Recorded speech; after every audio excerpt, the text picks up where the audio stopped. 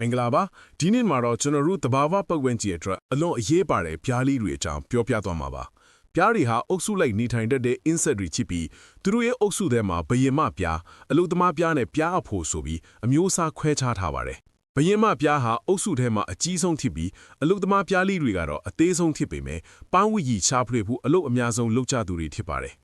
ပြားတွေမှာထူးခြားတဲ့မျက်စိတွေရှိလို့ခရမ်းလွန်ရောင်ကြီး UV light ကိုတောင်မြင်နိုင်ကြပါတယ်သူတို့ဟာအစာရှိတဲ့နေရာကိုအချင်းချင်းအတိပေးဖို့အတွက် waggle dance လို့ခေါ်တဲ့ကကွက်လေးတွေနဲ့ဆက်သွယ်တတ်ကြပါတယ်။ပြားနီဟာတနာရီကို15မိုင်နှုန်းအထိပြန်တန်းနိုင်ပြီးသူတို့ရဲ့အတိုက်ကနေ9မိုင်အကွာဝေးအထိအစာရှာထွက်နိုင်ကြပါတယ်။ပြားလေးတွေပန်းဝီကြီးကနေထုတ်လုပ်လိုက်တဲ့ပြားရည်ဟာလူသားတွေအတွက်အလုံးအဖိုးတန်ပါတယ်။ပြားရည်မှာဘက်တီးရီးယားတွေကိုတေးစေနိုင်တဲ့အာနီတန်ရှိလို့တဘာဝဆေးတလက်အထိလွန်ခဲ့တဲ့နှစ်ပေါင်း9000ကျော်ကတည်းကအသုံးပြုခဲ့ကြတာပါ။